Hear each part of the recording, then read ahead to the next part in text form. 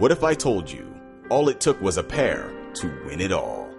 Phil Ivey, the most famous gambler in the world, was accused of cheating casinos of multiple millions of dollars. Ivy and a female accomplice. My name is Chang Yin Sam. Everybody call me just Kelly. Kelly's son is probably the most dangerous match player in the world right now. The all-new 30 for 30 podcast. Subscribe now on the ESPN app or Apple Podcasts. 30 for 30 podcast is presented by Mini. We're finding the best sports stories for you right now. And to do that, we're behind the wheel of the new Mini Countryman, the biggest Mini yet. Please proceed to the highlighted route. To find great sports stories, you have to get out into the world and follow your instincts. That's where the new Mini Countryman's all-wheel drive comes in handy. With all four, we can chase down a story in the city, the country, and most places in between. No matter what story you're chasing, the new Mini Countryman will help you find it. It's available now, and so are 30 for 30 podcasts. Welcome to the Right Time Podcast. The Right Time with Bomani Jones. So I asked you guys yesterday how excited you actually were about the beginning of the NFL season. We detected that people weren't quite as excited about it as we thought they might have been. The overnight ratings for the game, I think they're down 10% from last year, seemed to give some level of indication that you guys were not that excited about football, but we got some football. Now, the other level of that was I was like, hey, man, you want me to get all excited about the start of the NFL season, and then you give me Alex Smith. You hustle backwards, my dude. And then, of course, that came to the perfectly reasonable observation that Alex Smith is a bit of a limited quarterback who doesn't really throw the ball down the field too much and is the mascot for the most mediocre of our American brethren. So Alex Smith threw for 368 yards, right? 368 yards.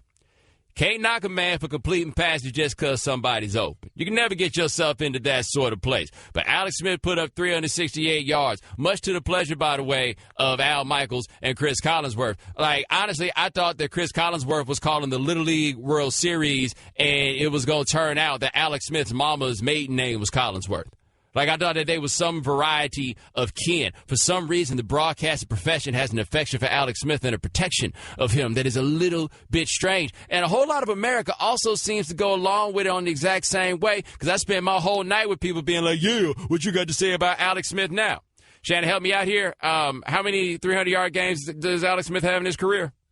If this was his third one, that's the third 4-touchdown game. Third for the 4 touchdowns. But I think 300-yard game, I think he's 7th, I want to say. Yeah. This is his 13th year. Year 13. There's where we are with Alex Smith. So you give him credit for the game he had. You ain't about to be coming up in my face acting like you don't know damn well exactly who the dude is that I'm talking about when it comes to Alex Smith. Apparently, by the way, Andy Reid also knows who the dude is when we talk about Alex Smith. Because we had Joe Banner. We had Joe Banner on a few months ago when he worked here. And I asked him a question about what the set of circumstances were around bringing in Michael Vick. And he said, well, a big part of why they brought in Michael Vick was that Andy Reid had this vision of what he had been trying to do for a while, which is basically to institute a college offense in the NFL. And he thought that Michael Vick would be the guy who would allow him to do that. I never really felt like the Andy Reid offense when Vick was there was really that much like a college offense. I never got that vibe. Yeah, this offense they ran last night, when I looked up and I saw a play that I know damn well that Urban Meyer, I don't know if they still run it at Ohio State, but I remember running that a lot at Florida, which is in effect a triple option where the snap comes to the quarterback, the tailback goes on the outside, and it leaves a shovel pass up the middle for the tight end. That is in effect the dive of the triple option. They ran that play about 4 or 5 times last night. We saw speed options from the Chiefs last night. Like, the Chiefs are really out here running a college offense in the sense that they're like, okay, so what we got is a bunch of little bitty fast dudes. So we need to find ways to allow our little bitty fast dudes to get the ball in space. They're out there running with that diamond offense where the quarterback's in the shotgun and you got these two backs like in front of him and to the sides. Like, this was truly like watching college. I don't say that as a good thing. I don't say that as a bad thing. I say that as we don't really see that in the NFL, or at least I don't have a recollection of seeing that. And them boys went out there and they put up 42 points on the Patriots. I suppose we'll talk a little bit later about what exactly the state of affairs is with the Patriots. But one time for the Kansas City Chiefs, because I figure we get the Patriots on opening night. this is going to be a quick one. They're going to have it at home. And it was real close to being a quick one. We thought they was about to go up 14-0 when Gronk had that pass in the end zone that he wound up letting hit the ground before he could bring it in. It looked like this was about to be light work. Chiefs looked bad on offense in the first half. Alex Smith out here dropping back and falling down. You got all your classic throwing short of the sticks and asking people to go make their own first downs. All of that stuff. There was nothing in the first half that I thought caused a legitimate room for optimism, except the score was a little closer than I think any of us thought that it would be at that point. And then Chiefs came out there and outscored them boys 28-10 in the second half. Like, it was thorough. It was thorough in the second half. And the Chiefs out here getting these dudes in these matchups. So, there was the one where there was the coverage bust, and my man was just wide open down the field, and Smith got it there. Because I remember watching Alex Smith rear back to throw the ball down the field, and I was like, wait a minute, what's going on here? Something must be wrong. And, yeah, kind of. Dude was butt naked open, standing there by himself. Got it. The one he threw to Tyreek Hill on the left side of the field. Hey, man, dude's open, but that was a good pass. Right? Like, that's just not one that you feel like anybody could just roll out of bed and make. That was a good pass. And, in fact, we got Andy Reid right here saying the Hill was like, oh, nah, bro, don't you worry. I got this one. I give it to Alex and the receivers. I mean, it hadn't happened a lot to this team, so, to the Patriots. So it's a tribute to the guys for making it happen. Actually, Tyreek called the one that he ended up scoring on. He goes, I think I can get him on this one. So we called it, and he got him. He's fast, by the way, Shannon. Like, his fast is undeniable. Just like the confidence that Andy Reid had. It's like, yeah, Tyreek think he can get him here, so we went with it. Well, I mean, to be fair, Tyreek thinks he can get us. I mean, the only way they was really going to get it is if Tyreek did it. Hey, man, you kind of got to go out there and make your own touchdowns in that offense. But it was a lot. I mean, there was just so much that was going on. Also, Chad, I guess you probably didn't see this, but there was an interview before the game. They did one with Travis Kelce. And Travis Kelce, Mike Tirico was out there and was like, hold on, let me put this water down right fast. And Mike Tirico was like, so tell us about how being named the captain changed your outlook. And Travis Kelce, who, by the way, Shannon, no longer has, the longer haircut that a jerk might have. Now he's got, the close-cropped haircut that a jerk might have. And he's, by the way, the guy still wearing hoop earrings. How we were able to find him? I didn't know they were still in the league, right? So Kelce starts talking about, before the playoff game, Andy Reid named him the captain, and he said he was so overcome, and he said that helped him realize that he had to take take this approach differently, and he couldn't be the guy that was doing all the things that he used to do, and and everything else. During the game, Travis Kelce got himself a personal foul. How Travis Kelce get himself a personal foul? He was down on the bottom of the pile. He had the ball in his hand. He put the ball in somebody's crotch and then pushed up. Shannon, what's up with your mans? That's my captain? What are the Chiefs supposed to say? Yeah, that's my captain right there. That's leadership. There we go. That's your mans. That's your mans? My mans. That's somebody's mans. That's your mans. That's Alex Smith's mans. Hey, Alex, yeah. They are attached at the hip. We could definitely say that. 888-729-3776. That is our telephone number. Chiefs defense brought it. Dude, Justin Houston. I feel like Justin Houston is one of those dudes where you get to list in all the best players in the NFL, and you don't remember Justin Houston if you're not watching the Chiefs, and then you watch the Chiefs, and you're like, damn, how did I forget about Justin Houston?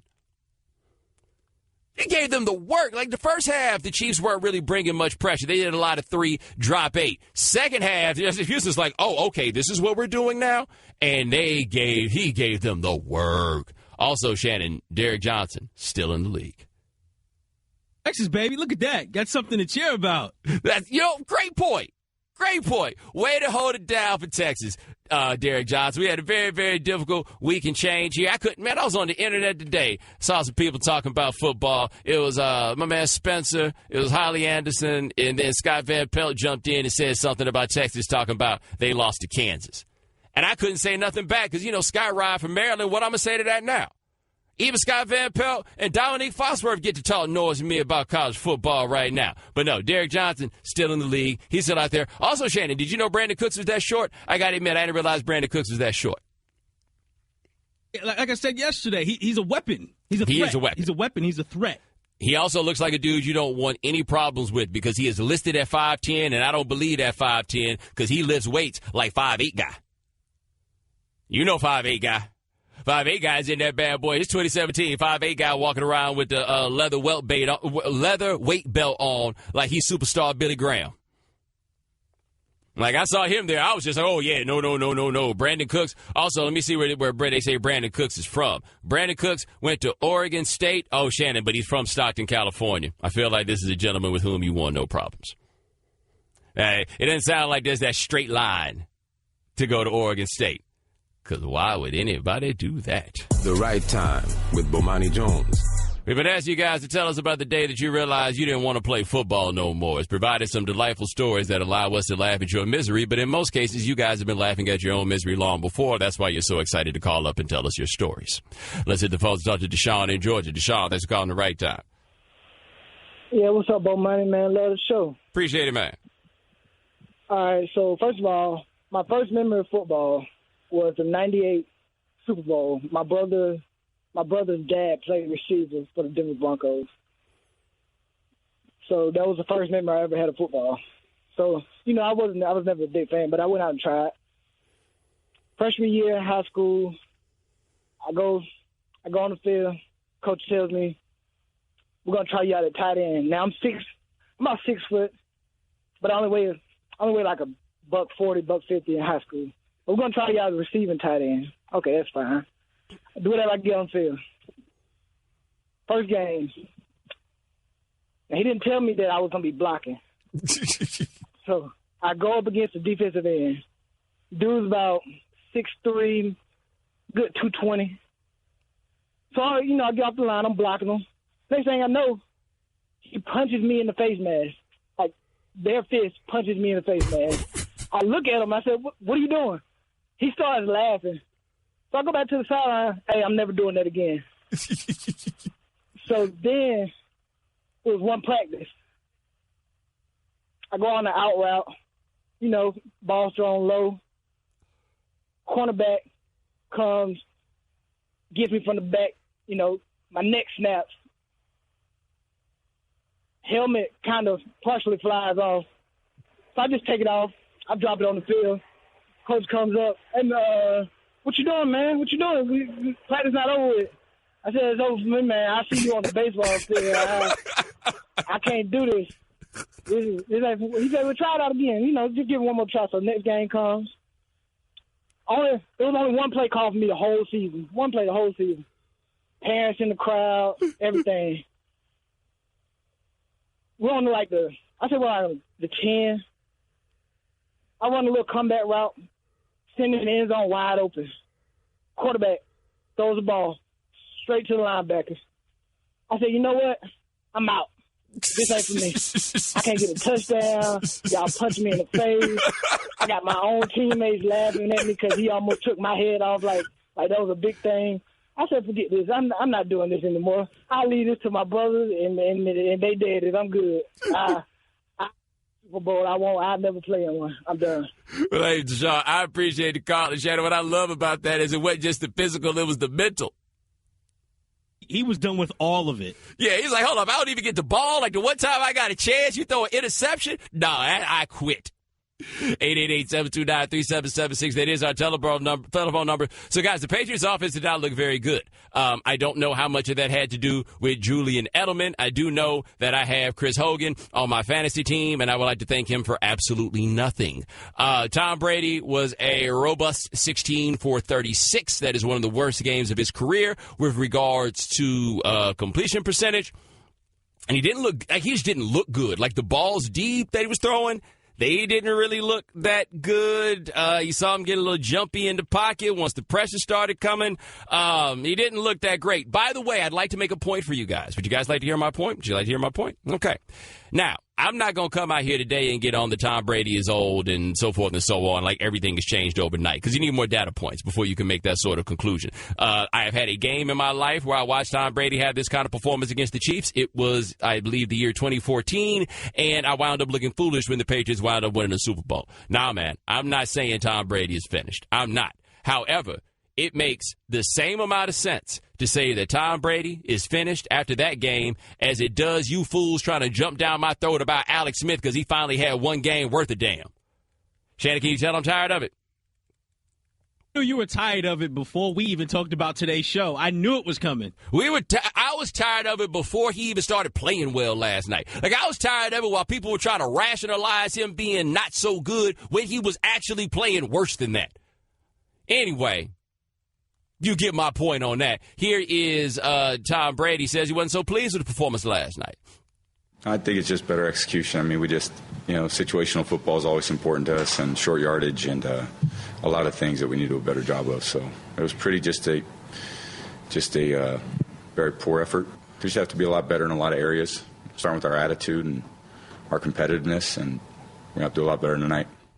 Now, one thing, as I say, I'm not about to get on the train right now with Tom Brady is old, is crashing down, everything else. But I did feel like in that game, the Patriots treated him like he's old in a way that I don't recall seeing. And the way I felt like the Patriots treated him like he was old was, hey, man, Tom Brady on the quarterback sneak has been pretty much impossible to stop for his whole career. They had 2 4th-and-1s where they went to Mike Gillislee and did not go to Tom Brady.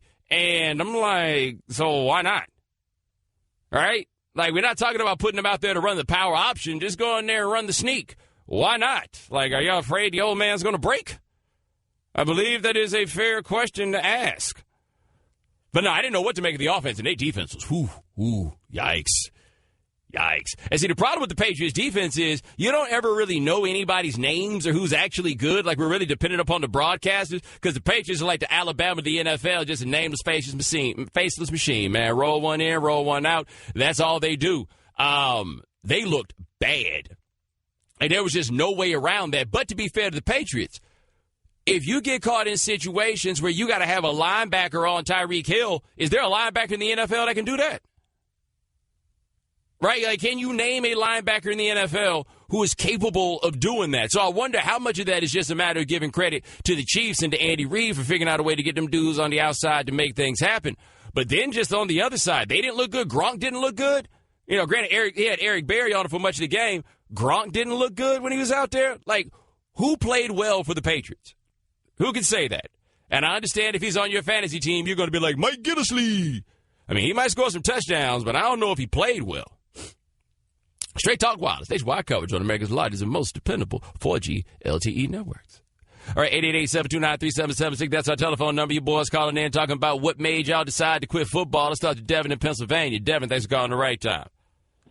Hey, thanks, Bomani. I grew up in like a little hillbilly town in the middle of nowhere. So freshman year, my school and another school comes together to make up what looks like a football team. So I join, I learn all the basics and good stuff. And of course I didn't know all the upperclassmen in my school yet because I just got to the high school. So field day rolls around, which is basically kids do what they want outside day.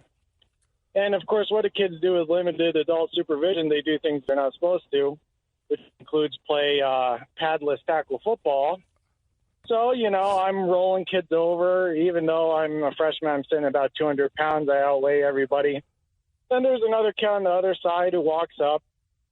I still have about 40 pounds on him. He comes at me, and I, of course, square up like I'm supposed to, lower my shoulder like I'm supposed to. And all of a sudden, it feels like a cinder block gets swung into my chest as his shoulder rams into me. Looking up at the sky about a second later, and then his foot lands on my chest, and I didn't at that point in time know that your sternum could reach your spine, but I figured that out pretty quick. And I walk around the rest of the day with a footprint on my chest, only later to find out from some of my friends that that other kid is a all-state wrestling champion who just pals around wherever he pleases. I later go to the other school. My coach knows none of this. And I just handed my stuff and I said, Coach, I'm just going to go throw javelin. It's fine. And he's entirely confused because he wasn't even there. It's funny about that. And I appreciate the call. Everybody's already got something else they're going to do. I don't know why y'all didn't do that first. The Right Time with Bomani Jones. Cam Stewart will join us next segment with his NFL picks. Redhead is back, man. We also taking your phone calls the day you realize you need to quit playing football. In fact, let's take one of those right now. Andy in Minnesota, thanks for calling the right time. How you doing, Bomani? Doing all right. So this isn't actually my last day of football, but I was part of somebody else's. Okay. From a little farming town just Central Pennsylvania, and this kid had transferred in from somewhere in North Carolina. They played for the school right next. Yep, that phone call ended. 888-729-3776. That is our telephone number. All right, last night we had our first NFL game of the season. Now we got the first weekend. Kind of an interesting slate of games, though I would not say that it is a great slate of games. The Cowboys-Giants, I think, is one that people are going to look forward to. Let me see what else we got here that's halfway interesting. Shannon, are you excited about the Jaguars and the Texans? That's a compelling quarterback matchup. Can't wait for that. Jets and the Bills. All right, now Oakland and Tennessee. I think that one is legitimately interesting. That one, Baltimore, Cincinnati. I can convince myself of that one. And then we got the Seahawks and the Packers, which I imagine is probably the most interesting game that we've got of any of those. They also seem to play a lot. Let us not forget that we had the game with the substitute teachers playing referee. Remember that one? Right? We had some playoff games between these. Like, this is one of those rivalries that's become a bit of a rivalry just because of the quality of the football. And, Shannon, we will get both Bennett brothers. We will get Martellus, and we will get Michael, and, we will get the joy of Joe Buck and Troy Aikman talk about Michael Bennett sitting on the bench while the national anthem plays. Yeah. As much as warranted as the matchup itself could be, how can you not make the Bennett brothers the focus here, at least going into it? Well, I mean, number one, they're the most interesting. They're as interesting as anything we got going in the league. Number two, well, not even number two. I'm going to go on a tangent here. You know the whole thing about Kaepernick or whatever is not about the anthem? You know how? Because the first time Kaepernick did something, he sat down during the anthem. That's when all the attention came, and then he went and met with Nate Boyer and some other servicemen before they played that game in San Diego, and then he began to kneel because kneeling was to show a level of deference, right? Like that was supposed to be the middle ground. Shannon, Michael Bennett ain't kneeling. Michael Bennett is just sitting over there. I'm surprised he don't put on headphones. Right? Like, I feel like we've been, like, that's all Michael Bennett needs to do at this point is he need a camera shot of him, and then all of a sudden you hear, and you can tell everybody, and he puts the headphones on, block the noise out, Beats by Dre. Because he's like, there is no deference. There's none of those things. Not at all. Michael Bennett had to actually get into a situation with the cops for people to be mad about it. And that's how you know the anthem part is not that, it's a part, but not really. But there's a lot of, like, little things on this one. We got Eddie Lacy. A whole lot of people, by the way, are playing their first game with their new teams against old teams. Like Adrian Peterson is going to be playing against the Vikings in his first game with the Saints. Eddie Lacy going to be up there playing against Green Bay. Like, oh, man, all my favorite restaurants. All the cheeses. Yes. I have all the. I can't get cheese like this back in Seattle, bruh. Don't have sausages like this in the Pacific Northwest. Coffee just don't do the trick. But we also, how do you think this was going to go? Because, like, the Packers, the thing about the Packers is because of Aaron Rodgers, we're always going to view them as some measure of, like, contender going into the year because the quarterback is that important and they have the best quarterback on planet Earth right now. At the same time, when's the last time the Packers had a team that was, like, really good? Is it that 2014 team that went to the NFC Championship? Is that the last one that we feel like we would say was, like, really good?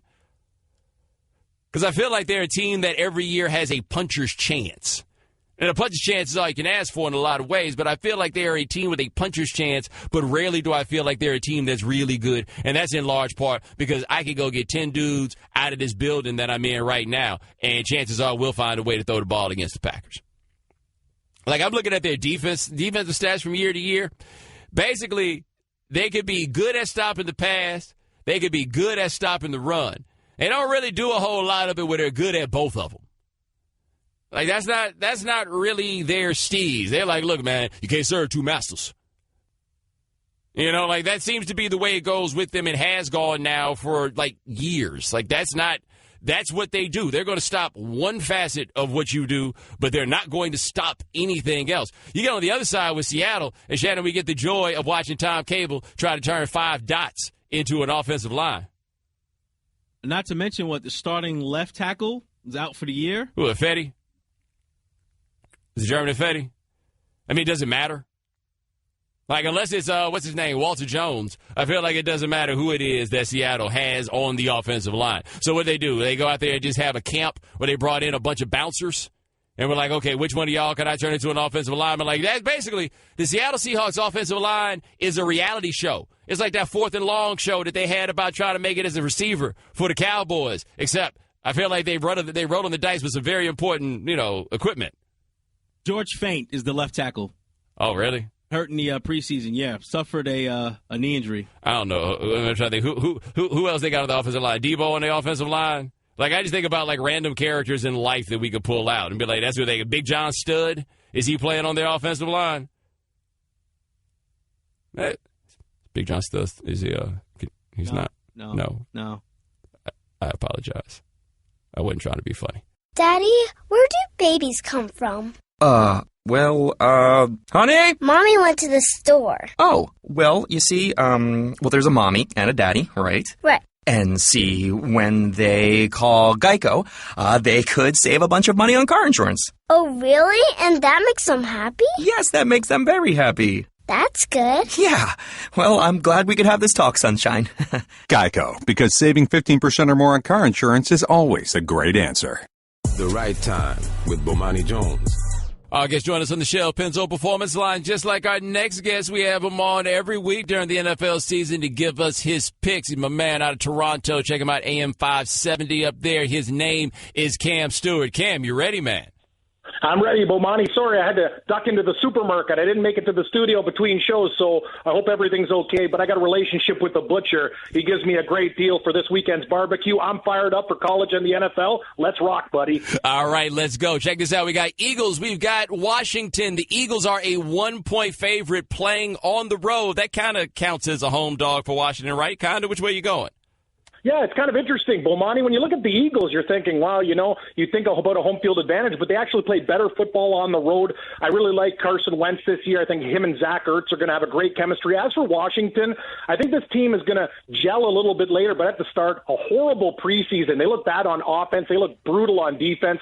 And I'll tell you, the new additions, losing Garcon, a veteran in the room, I think is going to affect these guys early. It's going to be an interesting game, but I really, really like the Eagles to get it done on the road, and it's basically a pick 'em, so sign me up with the other dirty bird, the Eagles. Yeah, we're talking to Cam Stewart on the Right Time. All right, Falcons and Bears. All right, now the Falcons, we know last year was kind of crushing. I know you keep those kinds of things in mind when you make picks, but they're 7-point favorites on the road. Are you pounding the home dog? Yeah, you know what it is, Bomani? It's one of those games, and people are telling me I'm crazy. And when we're going to do the segments, I'm bound to take the dog. But sometimes an interesting stat, too. The Super Bowl losing teams since 2000 against the spread, 2-15 in their openers. I'm not going to say Chicago are going to be world beaters. They got Mike Glennon at quarterback. They still do have some weapons, but I expect them to compete. Atlanta's, they're great at home, nice, quick offense, the tempo. Against in Chicago, I don't think it's going to be as smooth. I actually think this is going to be a very, very tight game where Atlanta squeaks it out. You're giving me a converted touchdown with the Bears. Even in some places, I'm seeing 6.5. So I'm telling you, I think Chicago hangs around, and give me the Bears. They call me Orso Grande. I'm going with my namesake, the Bears. By the way, I have not talked to you since the Super Bowl, and I cannot remember. Did the Falcons do you wrong? Actually, I had them. Yeah, I had them on the spread, Bomani, but thank God I teased them too. But it would have been a disaster. I know my bar. I was working at a bar gig. The owner of my bar, he's a big-time gambler. He had New England first half or whatever. The guy was down like $15K. He won $45K in the second half, hit everything with the Patriots in the comeback. But I'm telling you, lots of sad people. I was cheering for Atlanta. I'm not going to lie to you. When the Patriots lost last night, I had a smile on my face. I was with Kansas City. I just wish I didn't tease it to the under. Should have just took the chef straight up. But what a crazy way to start the season, buddy. We haven't seen a team like that go down, and about 10% of survivor picks, I think, are down the toilet, too. A lot of people love New England. All right, we're talking to Cam Stewart on the Right Time, getting his NFL picks. All right, Jaguars and Texans. The Jaguars are on the road. They're 6-point underdogs. Are you taking them? Yeah, hey, Bomani, this is going to be an unpopular pick like a lot of stuff, and I'll probably get it on Twitter, but this is the thing about the Jaguars. Guys at my work, too, at the Fantasy Sports Network, like Houston's a lock. Not so fast. The Jaguars, last year, with the same quarterback, Blake Bortles, on the same team, but not as good of a defense, they lost by 1 point and 3 points. So in those two games versus the Texans, 4 points combined. I understand the story of Houston, and God bless everybody down there. I hope, I'm proud of what J.J. Watt's done and everybody for chipping in, but these guys have a lot on their minds. I know the Jaguars aren't world beaters, but a tough, tight game. Savage versus Bortles. I see a lot of defense on both sides of the ball here. And 6, it's a lot to cover. So, give me the Jaguars. Won't be hearing that too much, but I think they cover that number. All right, now let's talk about what's going on in Nashville. Raiders and Titans. The Titans are 2-point favorites at home. Which way are you going? Yeah, my buddy Joe's going to that game, and I'll tell you, for all the people who go out to Nashville, what a beautiful city. It's a lot of fun, and I really like Tennessee in this spot. The line right now, it's 2, and people are originally liked Oakland in this game. This is a big revenge spot for the Titans. I know a lot of people are high on Mariota and fantasy. I am too. Corey Davis from Western Michigan, loved him in college. Two-headed beast at running back. And as for the Raiders, they won a lot of squeakers last year, Bomani. I think they're a decent team, but a lot of people are talking AFC Championship game. I don't see it. That defense still has holes. Tennessee also revenge spot. 3 huge turnovers in that loss to the Raiders by a touchdown last year. Give me the Titans at home. Hey, they win by a field goal. We cover. I'm on Tennessee. All right, talking to Cam Stewart of the Fantasy Sports Network here on the right time, getting his NFL picks. All right, Monday night, we got the Adrian Peterson polls. Saints and Vikings. Vikings, 3.5-point favorites at home. Which way you going? Hey, Bomani, I'm really high on the Vikings this year, just not in week 1, and I love the angle with Adrian Peterson. I also will tell you about the Saints. They're a team, I think, that is getting disrespected by Vegas at the start of the year. Let's remember, defensive starters last year, they had the most out. They were banged up. They had second and third stringers going week after week. Kenny Vaccaro's back. Good drafts. We love Drew Brees, Michael Thomas. What can we say about this team? We're going to score. But the one thing about the Saints that people aren't going to realize is their defense can't be any worse than last year. It's a hell of a lot better. We're getting 3.5 points. And as for Minnesota, I like their defense, but that offense, it's going to have some little problems to get clicking. I get over a field goal in this game. So give me the hook. Give me the Saints at plus 3.5. All right, Dr. Cam Stewart on the right time, getting his NFL picks. You played any of the prop bets this year?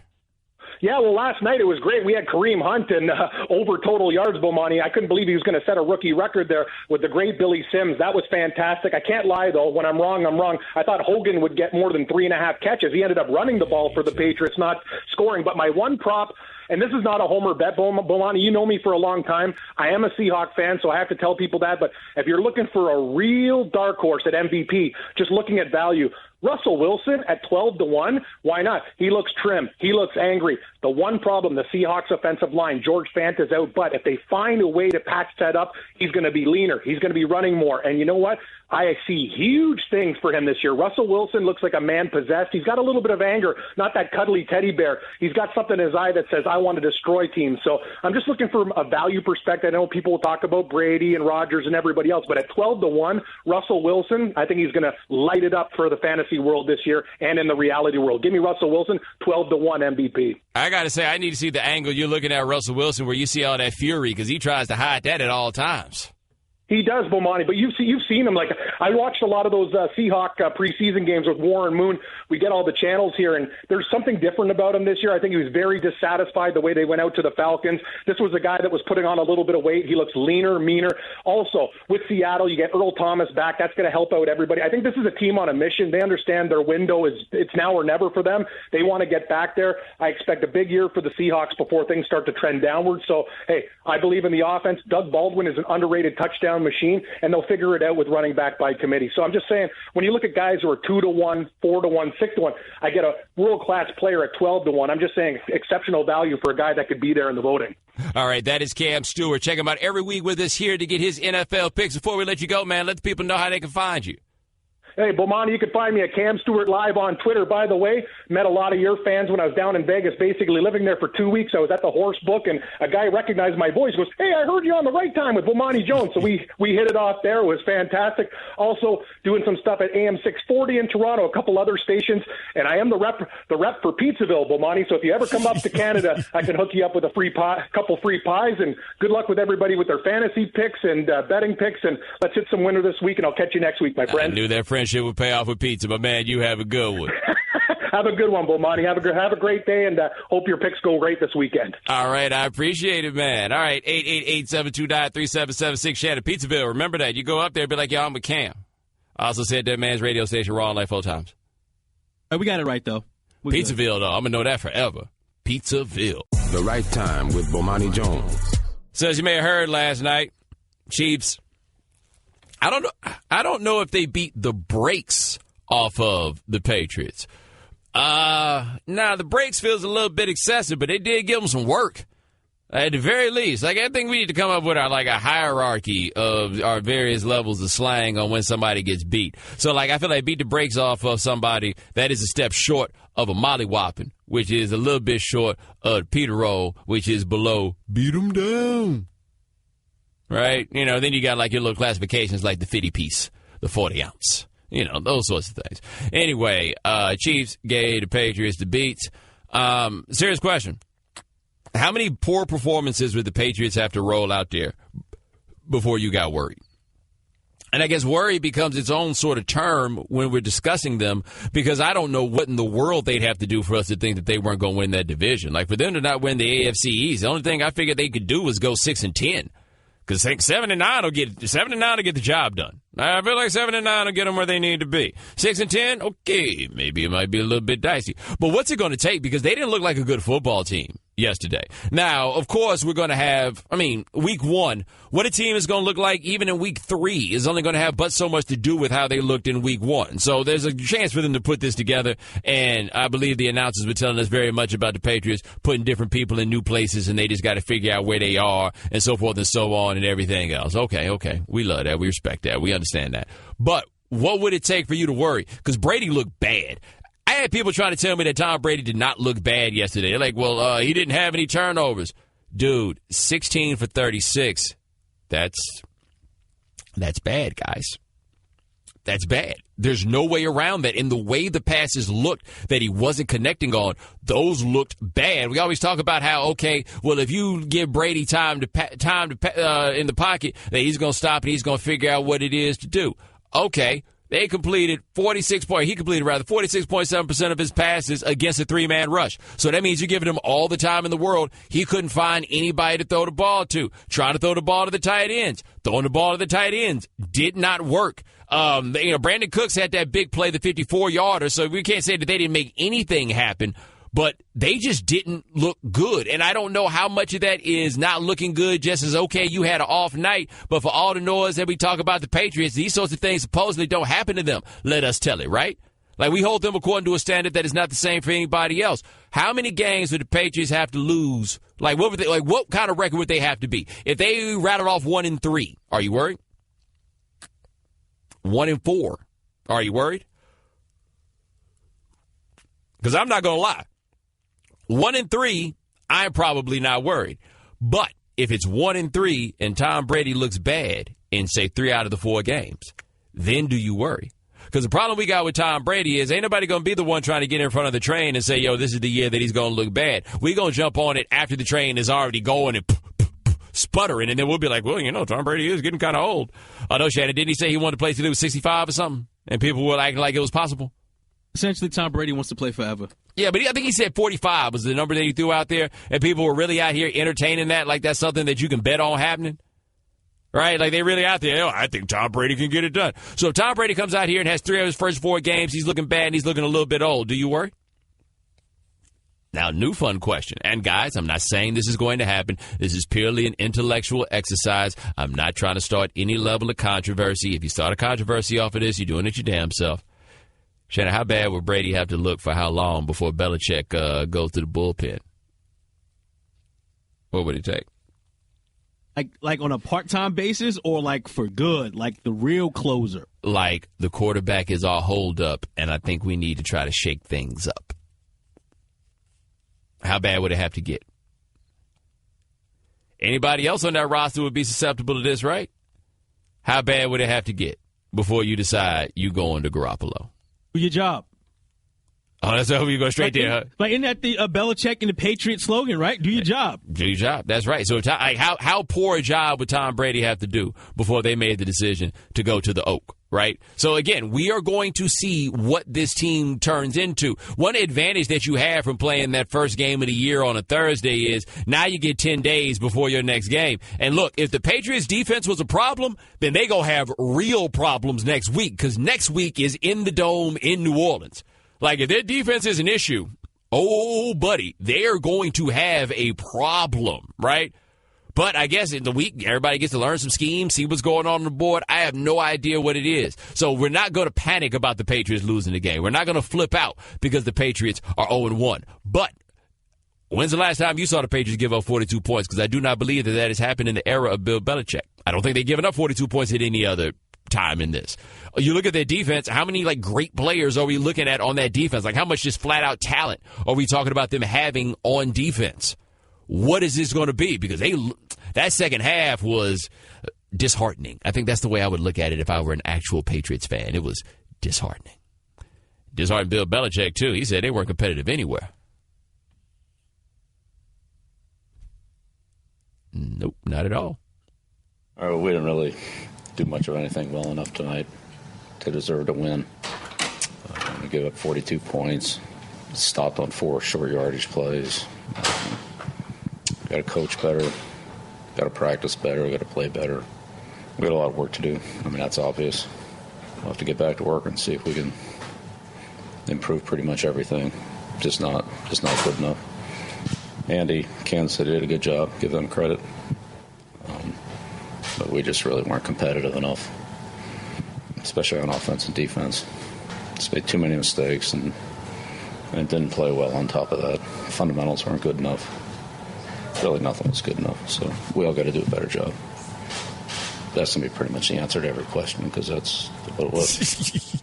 I love how he lets you know now. There you go. I've just answered every question you have. He named everything. Yeah, we weren't good on offense. We weren't good on defense. The pregame meal really wasn't that good. No. He said we weren't good enough, especially on offense and defense. I understand special teams is another phase, but when you say especially on offense and defense, my dude, that's especially on everything.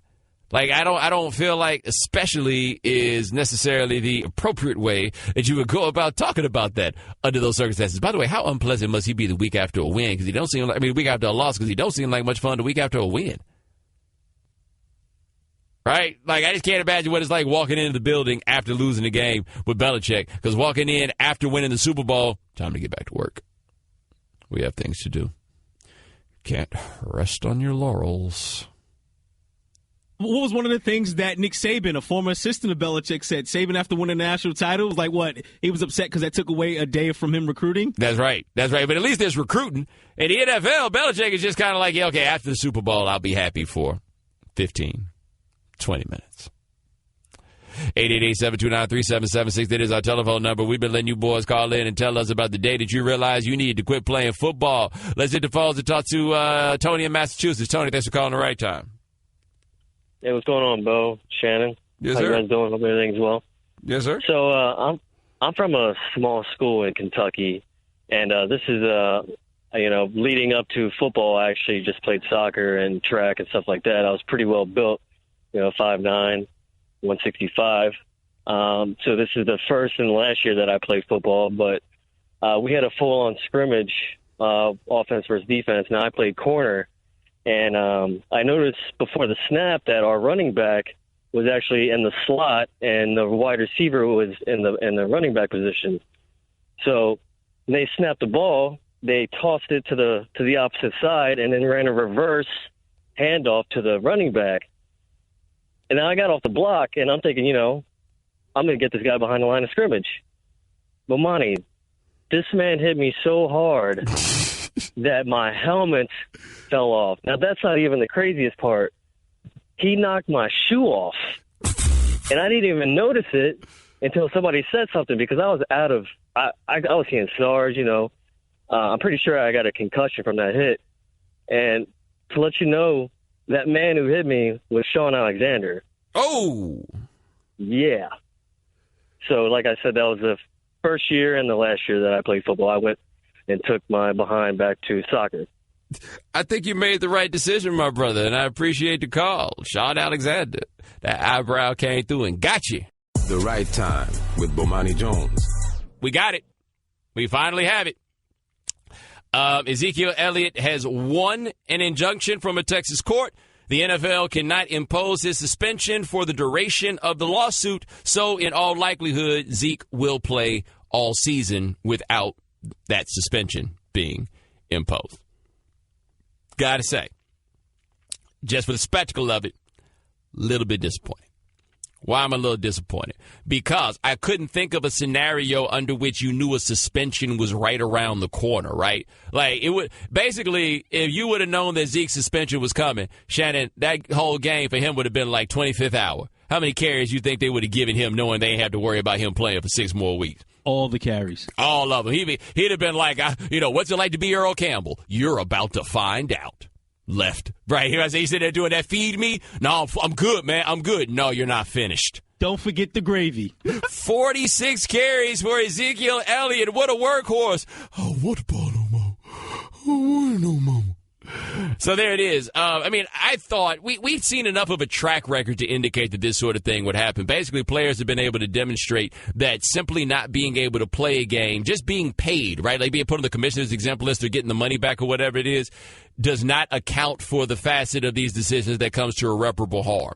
So the Star Caps, they demonstrated that. We had a couple other ones where irreparable harm was demonstrated from the idea that you would not be able to play beyond simply being able to get the money back. So, no, I'm not terribly surprised that Zeke is going to wind up playing from here on out. This does, of course, have a big effect on the landscape in the NFC.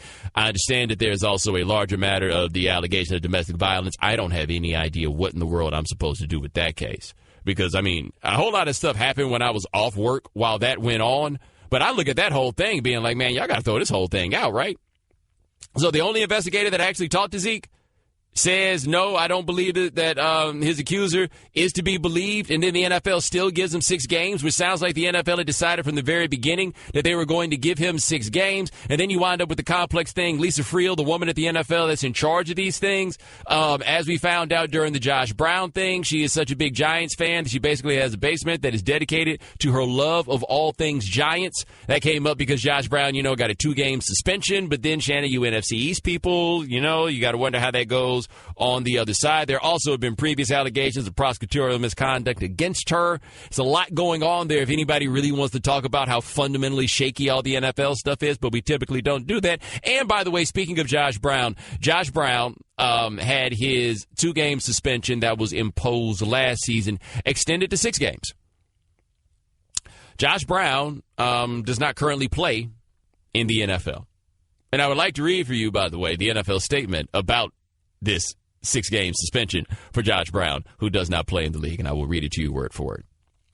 The NFL notified Josh Brown that he will be suspended for the first 6 games of the 2017 NFL season for violating the league's personal conduct policy. In August 2016, Brown was suspended for the first game of the 2016 season after an investigation into an incident on May 22, 2015 with his then wife. Shannon, let's stop and take a moment and think what it must have been like for Josh Brown when he got the phone call at whatever time this morning when they called him, because from what I can tell, he ain't got nothing to wake up and do, right? Right? He's at his crib by himself, pillow all up on his face, hello. Hey, Josh, it's Raj. Who? Roger Goodell. Hey, just need to let you know that your suspension has been... What do you mean my suspension has been extended? I don't have a job. Like, how mad would you be if you were Josh Brown and you got that phone call? I wonder if Josh Brown actually officially retired, whether or not he would have gotten this suspension. But see, I feel like kickers never officially retire because you never know when somebody's going to need a kicker, right?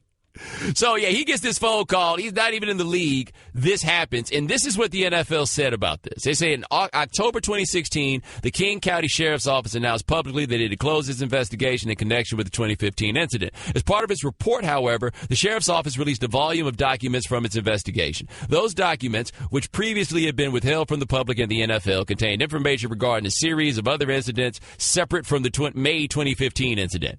Shannon, if they put that out in October 2016, what the hell took them so long to read it? Like, basically, we've been like, why y'all suspend Josh Brown for only 6 games? And they're like, hold my beer. Josh Brown is now suspended for 6 games. Right. I will continue reading the statement. The league then placed Brown on the commissioner exempt list and initiated an investigation into those incidents. Following a comprehensive investigation, which included a review of the documents and interviews with Brown and several other people, the league concluded there was a violation of the personal conduct policy that warranted a 6-game suspension. Remembering, by the way, that the 6-game suspension was supposed to be the baseline, the minimum punishment, but the NFL, I don't even know if they know what minimum means. And here's the last line of the statement. Brown was advised of this determination and elected to accept the discipline and begin serving the suspension immediately.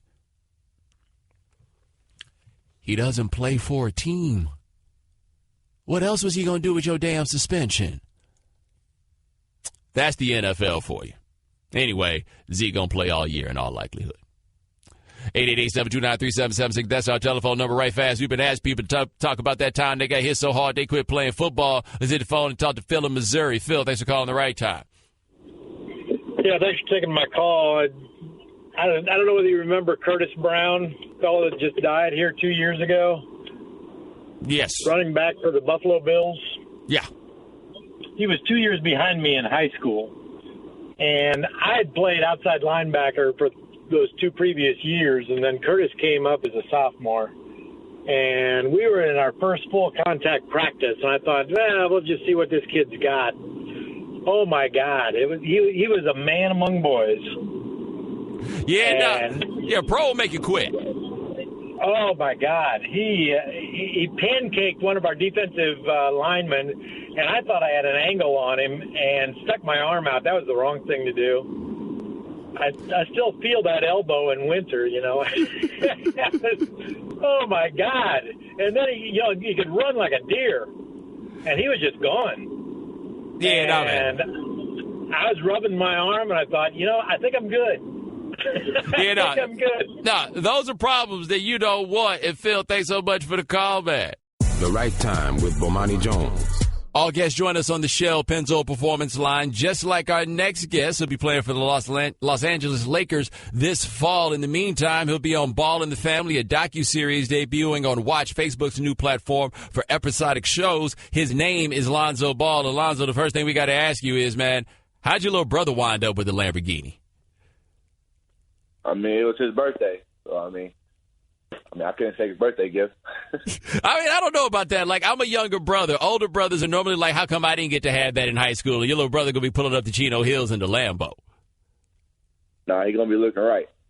All right, we're talking to Lonzo Ball here on The Right Time. So, with this television show, like, how excited are you about the idea, or have you been about the idea of having cameras follow you around so much? I mean, at first it was a little weird, but I mean, after the first 2 episodes, once you get to know the crew and everybody, it became easy because we all became friends and stuff, and we was all, comfortable around each other. So after that, everything's cool. Now, is this something that you want to do? I mean, like I said, I think it's cool. It's not like I woke up one day and was like, I want to have a TV show. I mean, I think it just happened organically and wherever we are today. All right, now let me ask you this, because I work with somebody whose father was a bit outsized in personality, and he wound up becoming a television star. Like, at what moment did you realize that things had changed around your family based upon the attention that your father was getting? Well, he's always been loud and stuff and always spoke his mind. But that's been the same. Just the only difference was people started putting cameras and TVs. I mean, putting them on TV and stuff. So, I don't know. Our family as a whole is the same. It's always been the same. So it really hasn't changed anything at that matter. All right, it's on to Lonzo Ball on The Right Time. So what's one thing you think that we will find out about your family that we probably can't tell from this distance? I think a lot of people are going to actually see that my dad's a good person and not as crazy as, he's portrayed to be. I think that'll probably be the number one thing. Are you surprised that people don't consider that side of it? Because I think part of it on the other side, where people argue on behalf of LeVar, is the idea that you guys are always around each other so close, the difference in your AAU team and everything else. Like, have you been surprised at the way that the perception has been of him? I mean, everybody has their own opinion and everybody has their own eyes. So people are going to see what they want to see and see how they're going to see it. So, I mean, I really can't determine how the people are going to think, but I know how he is. He knows how he is. And our whole family knows how he is, so that's all that really matters. All right, we're talking to Lonzo Ball here on The Right Time. So what is the interaction like with you and your 2 brothers? Oh, we always been together. So, I mean, we all love each other. We always been there for each other. So, like I said, we've been together our whole lives. So it's kind of the first time that we all been, split up. But, I mean, we're going to all be cool. Well, how much of an adjustment has that been? A little bit. It's crazy. Waking up and stuff and not having, Melo running around the house doing something crazy. So, it's a little different, but I can see him all the time based on the fact that we're still all pretty much together since we all in the same area. All right, we're talking to Lonzo Ball here on The Right Time. The story has come out about saying how the cameras will not be allowed to be with you when you are there with the Lakers. Do you think that is better for you, or were you concerned about having the cameras there? No, I really didn't care, to be honest. I mean, regardless of cameras are there or not, I'm going to do my job, so. All right, talking to Lonzo Ball here on The Right Time. Now, one thing your father's always said about you is that he does not add pressure to you because you can handle the pressure so well. Is there any time, though, where the attention that's come for things that aren't basketball has become, like, bothersome to you? No, not really. I mean, my life's pretty easy. All I do is just go to practice now and work out. So all I do is play basketball, so ain't really no problems in my life. Well, how much different has the basketball been? Like, at every level, the competition gets better. So when you got to Summer League, how much different was that for you versus playing at UCLA?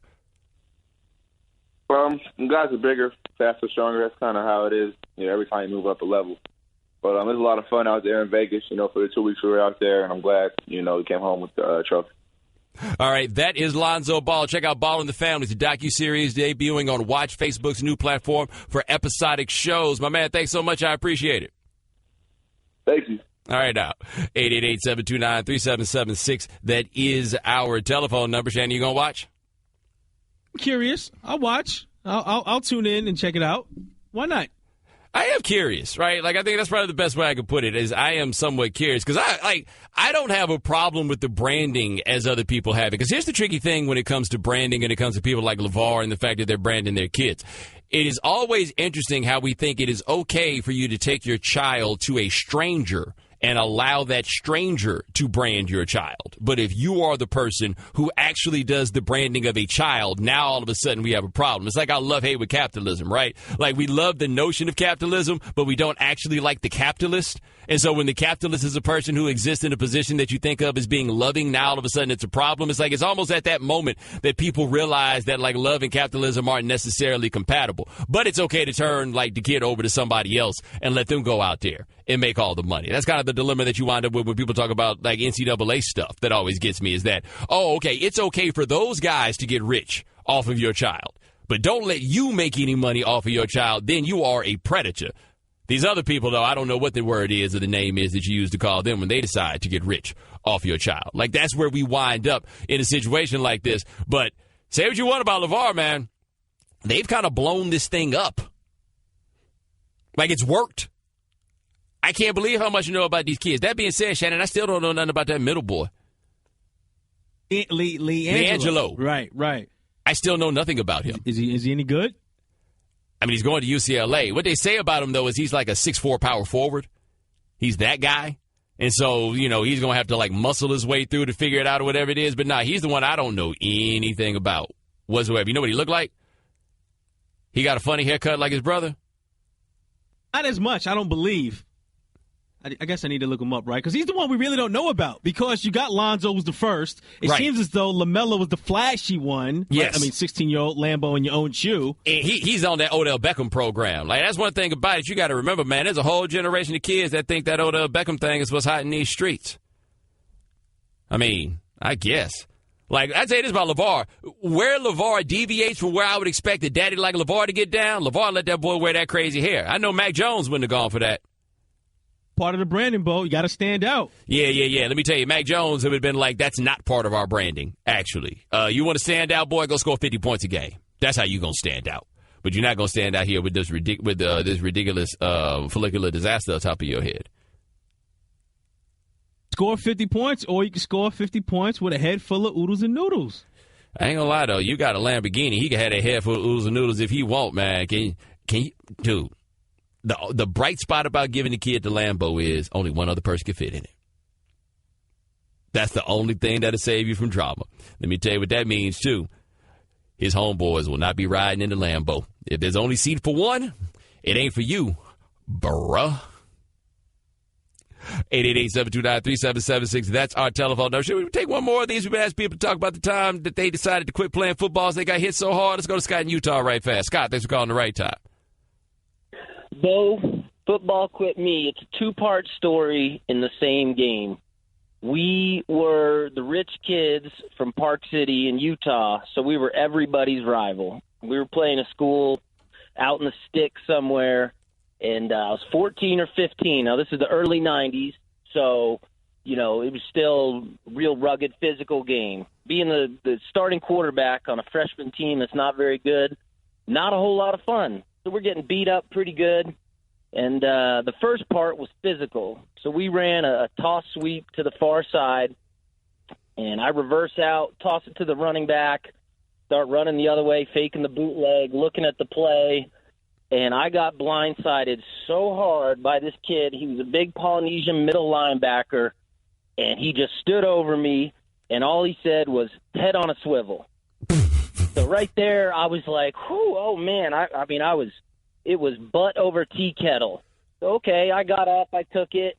I was pretty scared at that point. So we ran the triple option. I'll never forget. It's 34-0, and he's just coming up between the A gap going, I'm going to get you, quarterback. I'm going to get you, quarterback. I'm going to get you, quarterback. And I remember thinking in my head, like, he's going to get me. So we ran the triple option, and I was looking at him basically the whole time. And I ride the fullback, pull it out. He's coming through the A gap. Closed my eyes, went to pitch the football because I thought I was going to get my head taken off. And here's the mental part. Instead of taking my head off, he just took the football like a handoff, knocked me over in the process, and I was face down on the ground as he ran about 60 yards the other way for the touchdown. And that's when he broke my mental will, and that's when I know football had quit me. Hey, Scott, I appreciate the call, man. Thanks for listening to the Right Time Podcast. Please come back Monday for more. And don't forget to listen to The Right Time with Bomani Jones from 4 p.m. to 7 Eastern on ESPN Radio and the ESPN app.